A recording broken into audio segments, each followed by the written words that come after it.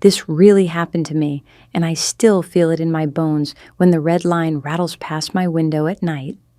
I'm not dressing it up. I'm telling it the way I lived it, with Chicago wind in my coat and shame under my skin. My brother called me lazy over a grease-blotted Lou Malnati's pizza box in front of our parents, our aunt from Schaumburg, and 3 cousins who pretended they didn't hear him. The red plastic pitcher of Diet Coke sweated onto the checkered tablecloth. The restaurant smelled like butter crust and crushed tomatoes, and the little birthday candle for Mom's 60-second flickered in its puddle of wax while my face burned. We were gathered to celebrate Mom, to argue over deep dish versus thin, to tell the same old stories about our Southside childhood. Instead, he made me the story, his story about a sister who never pulled her weight. She wouldn't last a day at my shop, he said, tapping the flour-dusted brim of his Cubs cap like a judge with a gavel, and the laughter he got from his old Wicker Park buddies cut more than the slice I couldn't swallow. If you genuinely enjoy our stories, please subscribe to the channel. Tell us where you're from and what time it is right now. It's always fascinating to know how far our story flows. I work at a desk near a window that faces Milwaukee Avenue, where cyclists slide past the record store and the coffee place that burns their beans but sells the best almond croissants. Back then, I was 8 months out of a nonprofit job that vanished in a budget freeze, and 3 months into helping my brother as a favor while I searched for steady work. He ran a remodeling business called North Branch Renovations. After the river, he liked to paddle on weekends, and the stubborn pride that never let him admit when he was out of his depth. He had a small showroom on Division with samples of subway tile glued to boards and a gallery of framed before and afters he swore were all his work. They weren't. He wore tool belts the way some men wear tailored suits. Even when he was just signing checks, he had a tape measure at his hip. "Lazy?" I repeated that night at the table, suppressing the tremor in my voice. Mom's hand found mine under the table and squeezed in a warning that said, "Don't make a scene. You've been dropping invoices on me at midnight and asking me to call tile vendors at 6 a.m. You've got me reconciling QuickBooks without bank access." He pushed the pizza box aside and leaned in like a coach. "I hired you, Jenna, because you needed something to do. You said yourself you were bored." He had this way of using truth like a nail, small, sharp, enough to poke through your skin so you couldn't pretend it didn't exist. Yes, I had said I was bored of job applications disappearing into black holes, bored of interviews that started with enthusiasm and ended with "we've decided to go another direction," bored of waiting to feel useful. But I hadn't said lazy. That had never been my word. He looked around the table and gave everyone his lopsided grin. "She's got the soft hands," he said. "I'm the one hauling drywall." The thing about humiliation in public is that it turns the whole room into a mirror.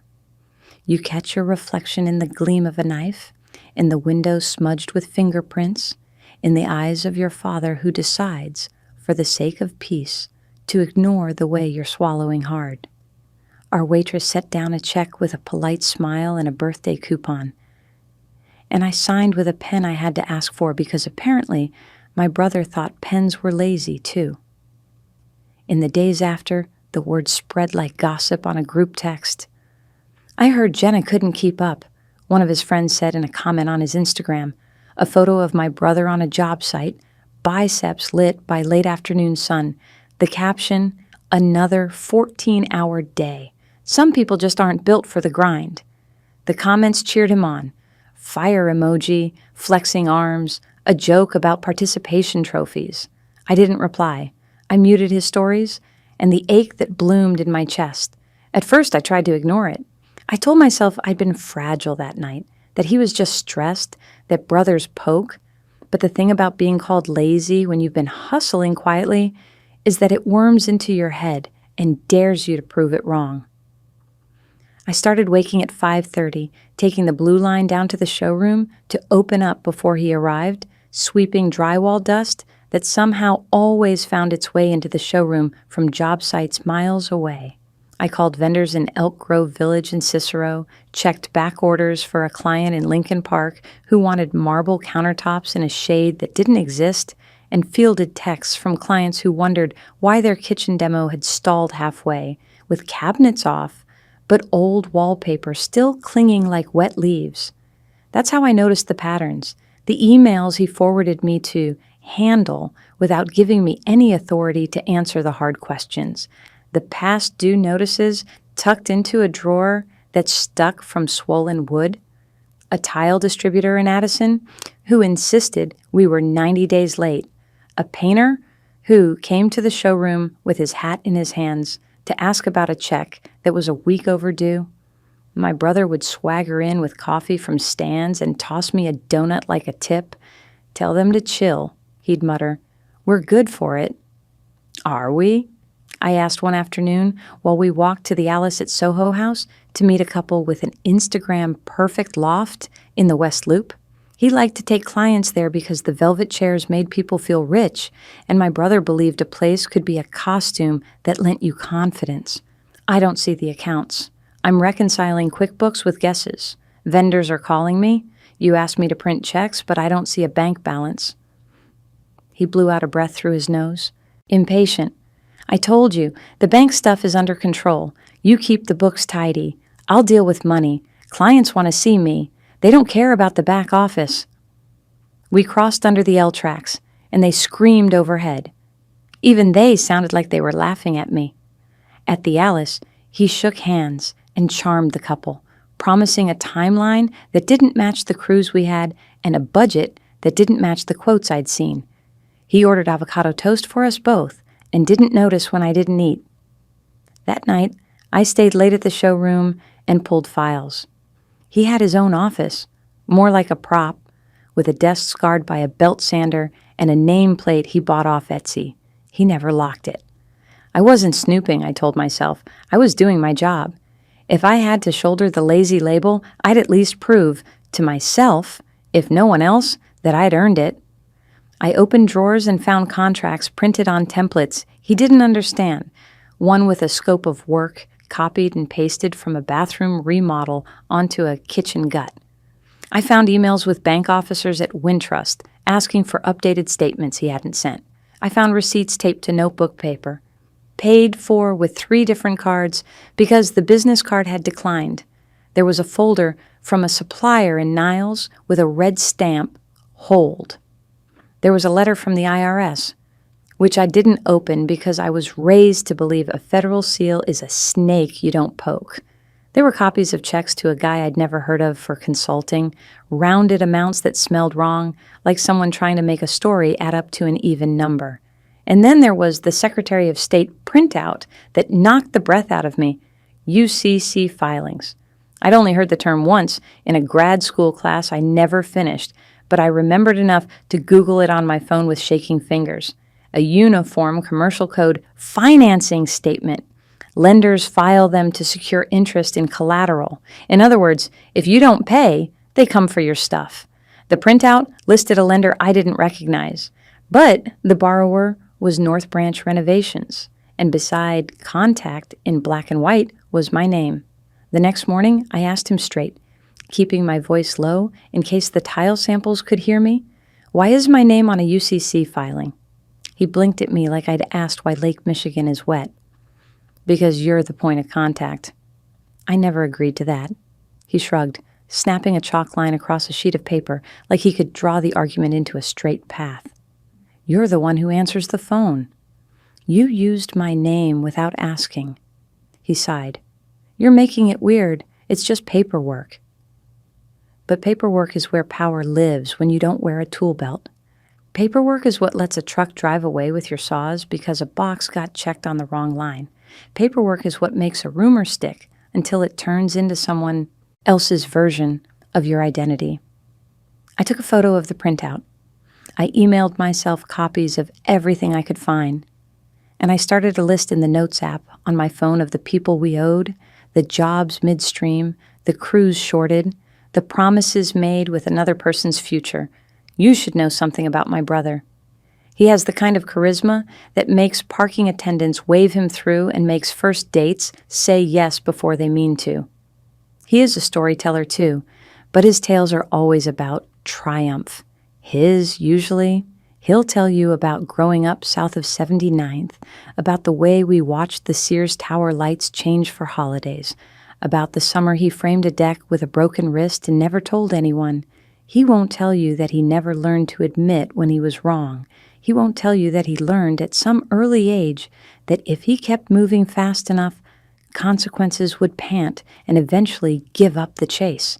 The shop foreman, Manny, pulled me aside one afternoon while my brother was out meeting an investor. At the Roby, Manny had drywall dust in his hair and worry in his voice. "Jenna," he said, "the guys haven't been paid in a week. He says Friday, but Friday came and went." "We're waiting on client payments," I said, repeating the line my brother fed me, the way you repeat a prayer you don't believe in, because the cadence is familiar. Manny shook his head. "We finished Bucktown last Thursday. That check should have cleared." I made a promise I didn't know if I could keep. "You'll get paid," I told him. "I'll make sure of it." At home in my little walk-up near California in Armitage, I spread papers on my IKEA table like a map of a war I was losing. I ran numbers. I called a friend of a friend who worked in collections law, and he told me gently that vendors wait when contractors juggle, that lots of small outfits float through rough weeks on optimism and late fees. But once the IRS is involved, he said, you turn the music down and listen. I didn't sleep that night. I watched the blue of the TV glow across my ceiling and thought about the word lazy. I thought about how often I'd let his version of me become the one I carried, not because I believed it, but because fighting it felt like swimming upstream with work boots on. I thought about how the world forgives a man for hustling at the edge of honesty if he smiles while he does it. I thought about my mother's birthday candle and how she had closed her eyes and wished for something I didn't ask her to say out loud.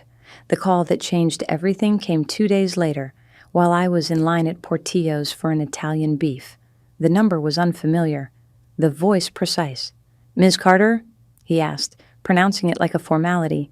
"This is Victor Ramirez, counsel for Iron Line Commercial Credit. I'm calling regarding the North Branch account.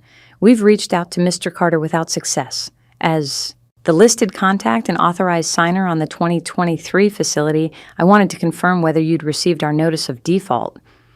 The sandwich in my hand felt suddenly heavy, like I was holding a brick wrapped in paper.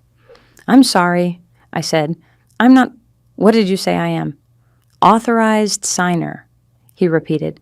I could hear keyboard clicks in the background. "On the revolving line. There's a past due balance of $128,400. Under the terms, the collateral includes inventory, equipment, accounts receivable, and proceeds thereof. We'll be proceeding with our rights under Article 9 unless we hear from your office with a cure proposal by close of business tomorrow." "I didn't sign anything," I whispered. "I didn't authorize—" There was a pause. "I have a copy of the signature page," he said, and I heard the whir of a scanner in my mind like a blade. "You're welcome to review it. I can email it to your North Branch address right now." I stepped out of the line, put my sandwich on a table I hadn't paid for, and braced both hands on the edge. "Send it," I said.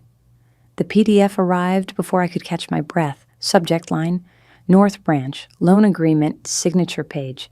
The page loaded on my phone while the Portillo's neon flickered like a bad omen, and there it was, my name typed under a signature that looked like mine if someone traced it from memory, the J too high, the loop in the last name too wide. The date was the week after Mom's birthday dinner. The witness line was blank. Someone bumped my shoulder, muttered sorry. I stared at the screen until my eyes watered. I hit call on my brother's name and got voicemail. I typed a text and erased it. I walked out onto Ontario Street, into a wind that made my eyes leak and my heart beat hard against my ribs. The thing about a signature is that it's not just ink. It's the story of your hand in your name and the years you've spent making those loops. It's you, even when you didn't mean to be there. It's power you should have kept and didn't. It's a promise you didn't make being held against you. And it was proof that my brother, who'd called me lazy like it was a joke, had used me like a tool without asking. I forwarded the email to my personal account. I took screenshots like souvenirs of an accident you'll need to prove later. I called Victor Ramirez back, voice steady because I'd decided, in the space between the neon and the PDF, that I would not be the person my brother had decided I was. "Mr. Ramirez," I said, "I didn't sign that. I need to understand my exposure." "We can discuss," he said, "but unless the balance is cured, we'll move to repossess assets as early as Friday." "Where?" "From the division showroom and the storage facility in Humboldt Park." "What time?" I asked, though I didn't know yet why the time mattered, only that it did. He told me. I ended the call, pulled my hair into a knot with a rubber band I found in my pocket, and stared at the sky like it might drop an answer. When it didn't, I took a breath that tasted like onions and cold, and I started walking toward the blue line, toward the office with the unlocked desk, toward a truth I couldn't unknow, and a fight I hadn't thought I'd ever start. I reached the showroom before my brother did. I photocopied everything I could. I scanned what I couldn't carry. I found a stack of checks in a drawer, some with my forged signature. I didn't cry. I took a photo of my face in the bathroom mirror, not for vanity, but because I wanted proof later of the person I was at the moment I decided something. My cheeks were flushed, eyes dark, mouth align. I looked like our mother when she squared up to a problem in our childhood kitchen and said, "Okay then." When my brother finally walked in, whistling like a man on a summer street, I felt a calm I hadn't earned yet. He tossed his keys onto the counter, blinked at the copies I'd arranged in a neat fan. "What's this, Jenna?" he asked. "It's the story you told without me," I said, and before he could smirk, before he could reach for the charm that had always rescued him, I added, "Iron Line is coming Friday, with a truck." He laughed. It was the laugh of a man who'd never seen a plan he couldn't talk circles around. "They'll wait," he said. "I've got a call with a guy." "You forged my name," I said, and the word forged was a hammer that reverberated through the room. He stopped laughing. Outside, the city went on. Sirens, buses sighing, a kid on a skateboard hopping a crack in the sidewalk. Inside, my brother's face rearranged itself into something like irritation, struggling with fear. His eyes flicked to the paperwork as if the letters might turn themselves back into the alphabet and fly away. "You're being dramatic," he said. "It's a technicality." "You used me," I said, "and you told everyone I was the one who didn't work hard." He spread his hands. "Do you want me to apologize in a Lou Malnati's? Is that the plan?" "No," I said, and I surprised myself by how quiet my voice was. "The plan is that I'm done being your alibi." My phone buzzed, an unknown number again. I almost didn't answer, but something in me had started to trust coincidence less and intention more. "Ms. Carter?" A brisk female voice asked. "This is Angela from Wintrust Commercial. We've received notice of impending repossession on North Branch. Your name is on the account as a contact and, guarantor." Guarantor. The word slid into my ear like an ice cube. I looked at my brother. He had the grace to look away. "I didn't guarantee anything," I said. "I understand," Angela replied, and I could hear in her voice that she'd had this conversation before with wives, sisters, partners who'd been turned into names on lines they never saw. "But given the default, we're obligated to notify you. There's also a pending landlord issue. 3 months back rent on division. The landlord has served notice. If we don't reach an arrangement, there may be an eviction proceeding at the Richard J. Daley Center next week." "Thank you," I said, and I hung up before my throat closed. I looked at my brother and he said, weakly, "I can fix it." "I know," I said, and I meant it, but not the way he thought. because in that moment, with the wind pushing at the glass and Friday looming like a deadline you can't charm, I realized I had a kind of power too. Not the smiling, backslapping kind, not the swagger that turned debts into jokes. I had a folder of copies, a phone full of emails, a list of names, and a loop in my signature that didn't match the one on his lies. And I had a decision to make. The thing about decisions is that they don't feel like lightning most of the time. They feel like a steadying hand on your own shoulder. They feel like cleaning your kitchen at midnight because tomorrow's going to be hard and you need the counters clear. They feel like telling your brother, I'm going to the daily center, and watching him try to smile because he thinks he knows what you're capable of and he's wrong. I slid the copies into a manila envelope, wrote my name on the tab, and texted Manny, can the crew meet me at the showroom before 7 tomorrow? Urgent.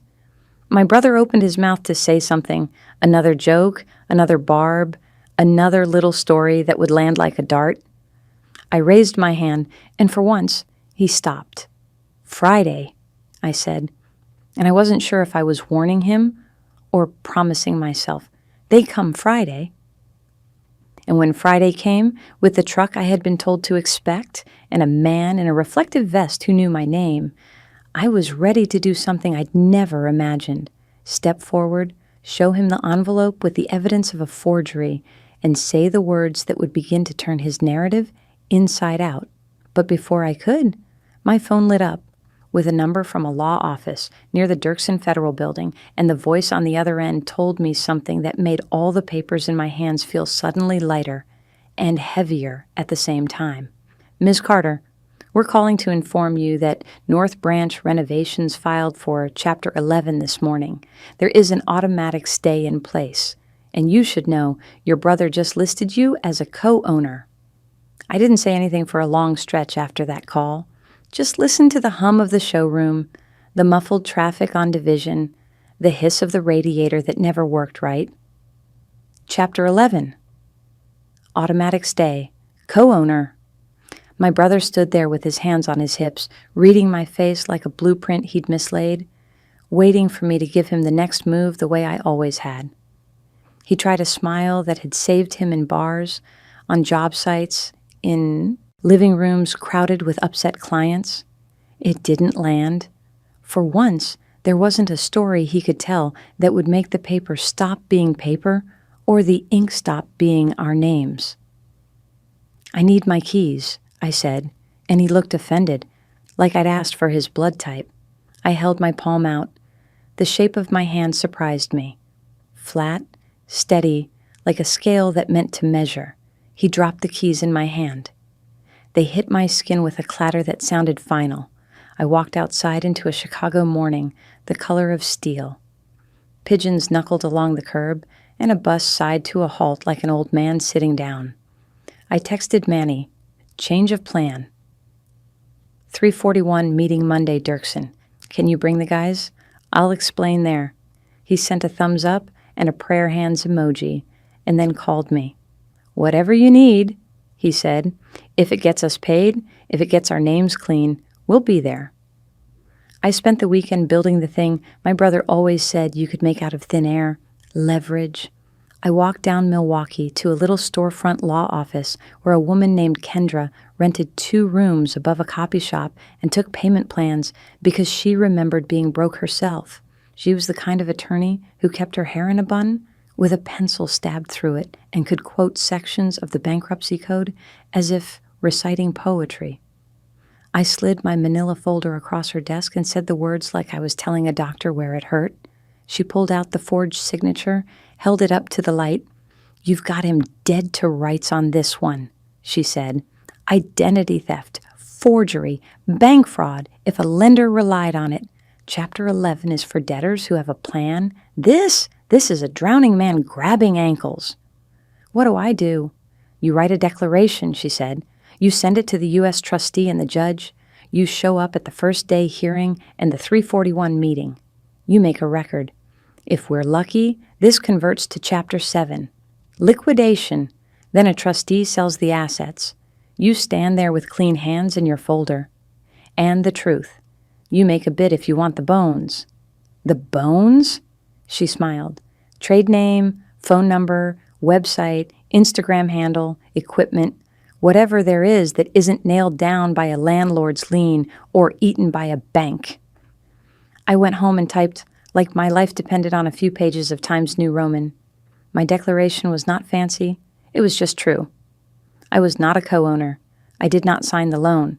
The signature on the UCC filing and the revolving line was not mine. I had never authorized my name as a guarantor. I attached the copies I'd made, the email from Victor Ramirez, the notice from the bank, the photos of checks with my looped name, the one loop that always drooped differently when I was tired, missing in every fake. I wrote that my brother called me lazy in public and then used me in private.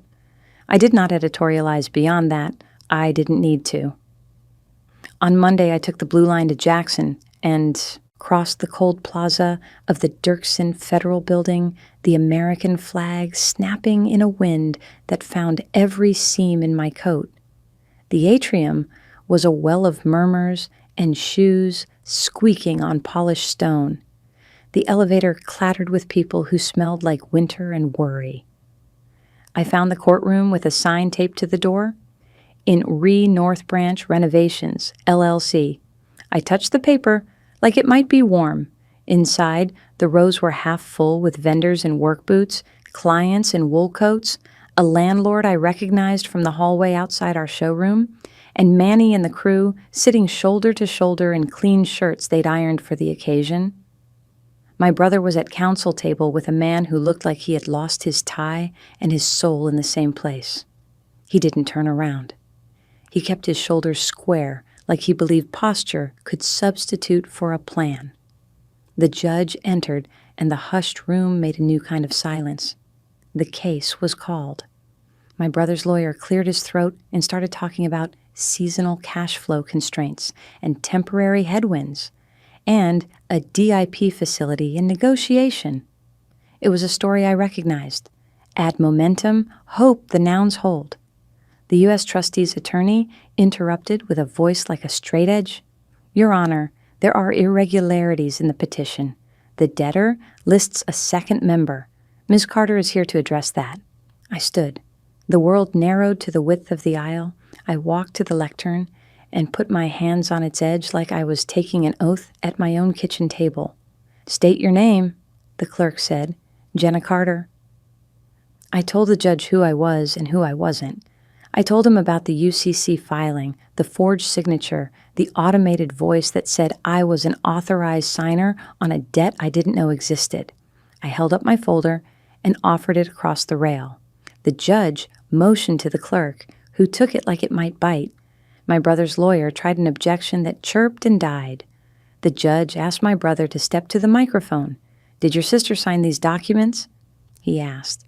And it was amazing how quickly the seeing through part of the process began. She was a contact," my brother said, but his voice quavered at the edges. "We're family." "That wasn't my question," the judge said. My brother's gaze drilled into the desk. "No," he said. The judge looked down at the folder, then up at the gallery filled with faces that had spent early mornings mixing thin-set and late nights cajoling tile to meet walls that were never square. "This is not a tidy Chapter 11, he said. "It is not even a messy Chapter 11. There are significant questions of honesty and competence. The debtor has no viable DIP financing, no credible cash collateral budget, a substantial tax exposure, and now an admitted forgery involving a purported co-owner. The code is a shield for the honest, but unfortunate. It is not a weapon for the fortunate, but dishonest." He paused, and you could feel the room breathing in time. "Motion to convert to Chapter 7 is granted," he said. "A trustee will be appointed. Meeting of creditors will be held on the date noticed." My brother flinched like a fish hit the deck, then tried to stand taller, as if a straight spine could keep a ship from sinking. But conversion is a loaded word. It means someone else takes the wheel and the charts and the keys. It means the stay remains, but not to help you rebuild, only to make sure the pieces are accounted for when they're parceled out. It means auction. When we filed out into the hallway, Manny clapped me on the shoulder like a teammate. "So what now, boss?" he said, and I startled because he'd said it like he meant it. Boss. Not a joke, not a jab. "Now we show up again," I said. "The 341 meeting. You tell the truth. You bring your timesheets. We help the trustee sort the mess. And then," I added, my voice dropping because the thing I was about to say scared me in the right way, "we try to buy what's left." "You mean North Branch?" "I mean the phone number, the website, the equipment, whatever isn't spoken for. I don't know if I keep the name." I looked at Manny. Names are stories. His story got this one dirty. Maybe the bones deserve a new skin. He grinned. "Second shift," he said, "because you work when other people say you're tired." The 341 meeting was in a conference room with stained ceiling tiles and a tape recorder the size of a lunchbox. The trustee was a tidy man with a file folder, a pen he clicked with metronomic precision, and a way of looking at you that made lying feel like chewing foil. Creditors sat around the table, the tile distributor from Niles, the painter with his hat off as in respect, Angela from Wintrust, Victor Ramirez from Iron Line, the landlord who wore a tie I recognized from a Saturday we'd signed our lease. My brother took the oath and answered questions that stacked on his own chest like bricks. Where were the books? Why were there no bank reconciliations? Who had been paid in the 90 days before filing? Where did the payments on the Bucktown job go? Why did the payroll checks bounce the week of Memorial Day? Who is consultant's name, and why were they paid in round thousands when the crews weren't? When it was my turn, the trustee asked me to tell him what I knew about the petition that listed me as co-owner.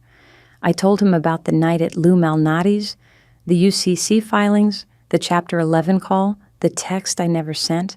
I kept my voice level, because if I let it wobble, it would turn into something messy. And this was not the time for tears. This was the time for legible ink. At the end, the trustee said, "Ms. Carter, would you consider serving as a receiver on certain active projects if we can coordinate with the homeowners and the crews? The court prefers minimal disruption." "I'll consider it," I said, and Manny squeezed my elbow under the table. We both knew what it meant, babysitting a collapse until the ambulance arrived, but we also knew it was a kind of audition. By the following week, a notice of sale appeared on the docket and in my inbox.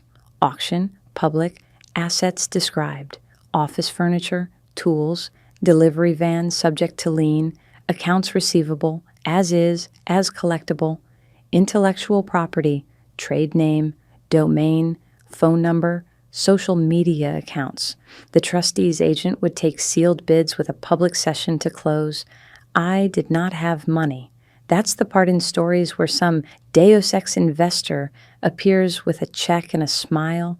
Chicago does not do that for you, but the city has other benevolences if you remember to ask the right people. I brought donuts to the tile distributor, who pushed his glasses up his nose and said he'd consider extending small credit to a different LLC if he didn't have to see my brother's name on anything. I met Angela from Wintrust for coffee and handed her a plan printed on paper I couldn't afford to waste. Short-term lines, limited to materials, weekly payroll for the crew with money set aside in an account monitored by the bank, no owner, draws for 6 months, a name that wasn't North Branch. She came back with a list of conditions that read like penance. Personal budget, weekly reports, Manny with sign-off on every disbursement. I said yes to all of them because saying yes is free when it's right. I went to Allies for Community Business in Garfield Park and sat under fluorescent lights with 6 other people who looked like they had faced down a cliff and kept walking. I filled out a microloan application that asked me more about my pantry staples than any bank had asked about my life. A woman with warm eyes and a sweater, the color of sunshine, looked at my folder, the photos of the forged checks, the letter from the trustee acknowledging my cooperation, the little memo from Manny that said, in his careful block capitals, I will follow Jenna into a burning building if she tells me there's a good reason. She nodded. We can do $25,000, she said, if Wintrust does their part, if the trustee approves, if you sign here. I signed my real name. My hand trembled only once, and it wasn't on the loops. On the day of the auction, the room smelled like dust and relief. The trustee's agent sat behind a folding table with a stack of envelopes, a clipboard, and an efficient air. The landlord had a bid for the furniture to offset the rent. A resell outfit wanted the van. Iron Line wanted accounts receivable. They'd buy the right to hound people for money on half-finished jobs and probably make a profit because misery sells cheap. The trade name and the phone number sat on a line of their own like a ghost waiting to find out if it would be reborn. I had formed a new LLC 2 days earlier at my kitchen table with Kendra's help. We called it Second Shift Renovations, and when I told her the name, she smiled like she'd been waiting to hear it. Let him keep the river, she said. You take the work. My sealed envelope was thin. Inside, a cashier's check from A4CB, a letter from Wintrust offering a tightly fenced line, and a note from Manny promising sweat equity that had already accrued in years. I was not the highest bidder on anything that gleamed, but on the trade name, the phone number, the domain, the Instagram handle that had peddled lies about grit, I offered enough to make the agent raise his eyebrows. Not because it was a big number, because it was the right one. The agent cracked open envelopes like fortunes. The landlord took the desks. The van went to the resellers. Iron Line bought the accounts for pennies and looked smug. And then it came to the name. We have 2 bids, the agent said. One from a local competitor, one from Second Shift Renovations, LLC. He looked up. The latter is accompanied by letters from current clients stating their preference to continue with Miss Carter's team. I turned and saw the Bucktown couple, the West Loop loft owners, the woman from Lincoln Park, whose marble had been misnamed by men who didn't know Calicotta from a cappuccino. They lifted their hands slightly, a silent vote. The agent cleared his throat. The trustee prefers going concern value where it exists, sold to Second Shift, subject to court approval. I sat very still. Manny didn't. He whooped and clapped me on the back hard enough to knock air from my lungs. The competitor shrugged. There are men who can only beat you if they can see themselves doing it. I never looked at my brother. He was in the corner with a stain on his shirt and a law office appointment written on an index card. When we passed each other in the hallway, he stopped. I braced for a jab, a last-minute hook from a man who'd boxed his way through the world. Instead, he said, "So you bought my life?" "No," I said. "I bought the part you left on the curb." He grimaced. "You going to keep the name?" "For a minute," I said. Long enough to call everyone back from the ledge. Long enough to make the phone number mean the thing it was supposed to mean. Someone answers. He nodded, and for a flicker, I saw the boy who had taught me to ride a bike by running alongside as I wobbled down 79th, all elbows in fear. Then the flicker went out. "You going to make me the villain?" he asked. "You did that on your own," I said.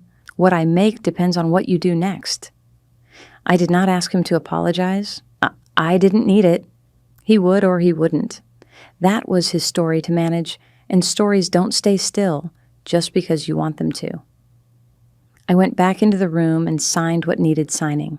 The agent handed me a folder with the transfer documents inside. It felt like holding a newborn and a ghost. We opened the showroom 10 days later under a banner that was not fancy. Second Shift Renovations, in block letters you could see from the bus. We painted over the wall where my brother had hung his framed before and afters, and in their place we taped up handwritten promises. Payroll Fridays, no net 30 lies, call us by our names. Manny's crew came in clean and left with drywall dust in their eyelashes and money in their pockets. I set up a table for clients with coffee and a stack of printed schedules that were more real than any mood board. I sat at the old desk, the one somebody had almost bought for salvage, and answered the phone when it rang. The first call was a man who sounded tired. "Is this North?" He paused. "I mean, second shift?" "This is Jenna," I said. "Yes." He cleared his throat. "I heard what happened. Are you the one who's going to finish my kitchen without pretending the cabinets measure themselves?" "Yes," I said. "I am." I paid Manny first. Then I paid the painter with the hat, the tile guy from Niles, the electrician who'd left 3 voicemails that still made my stomach clench. I sent emails to clients with photos, not from Pinterest or catalogs, but from their own homes. A marked-up shot of a crooked wall, a new beam leveled, a to-do list with names beside each bullet. I posted on the Instagram we'd taken back from the trust, a photo of our hands, not pretty, just honest, with a caption that said, "We answer the phone." The comments were not fire emojis. They were better. They were names. I called my mother.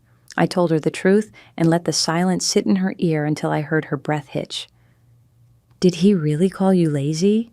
she asked, like she hadn't been there. "Yes," I said, "and then he called me owner." She made the task I'd heard my whole life. "He was always a pretty boy," she said. "Pretty boys think mirrors are windows."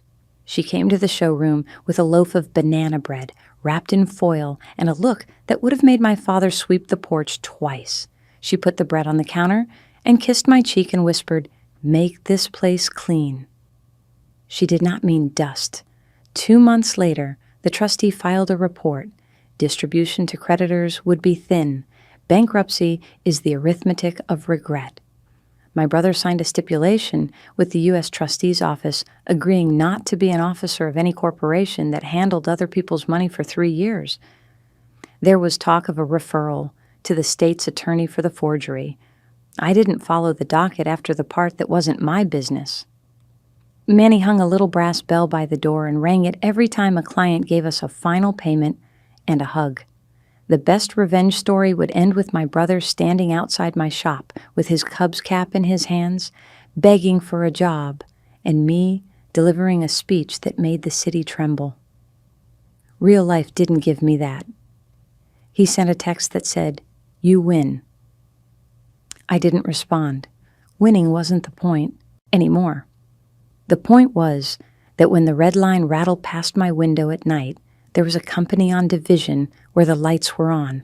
The invoices matched the work, and the word I carried for myself didn't come from a man who needed me small to feel big.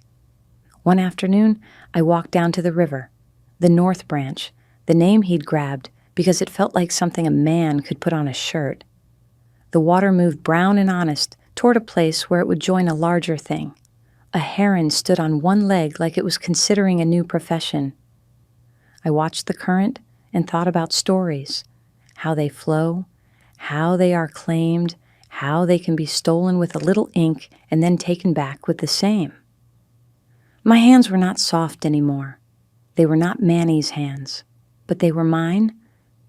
And when I laced my fingers together, they made a shape that looked like work. When people in our neighborhood talk about North Branch now, they mean the river or a story they heard about a woman who bought a business out of bankruptcy and paid the crews before she paid herself. They tell it wrong sometimes. They always will. That's fine. My version is not for everyone. It's for the man in Bucktown who makes coffee for his contractor and leaves out the good cream. It's for the woman in Lincoln Park who learned the difference between marble and a man's lies. It's for Manny, whose back is a ledger of every beam he ever lifted, and for the crew that stopped laughing at the word lazy when they saw the line on the whiteboard that said, "Payroll, Friday, 3 p.m., no excuses." Sometimes when I lock up at night and the neon from the taqueria across the street paints the sidewalk red, I look at the old desk we kept, the one with the scar from a belt sander, and I hang my coat on the chair my brother used to sit in, and I listen. The city mutters and clanks and exhales. The phone is quiet. The plans on the table promise a tomorrow that looks like work we can measure with a tape we do not lie about. And in that hush, I hear the only line that matters, the one that stills me like the winter river when its surface goes glass. Laziness is believing consequences will never learn your name. Mine did, and I learned to sign it for myself. The Wendy.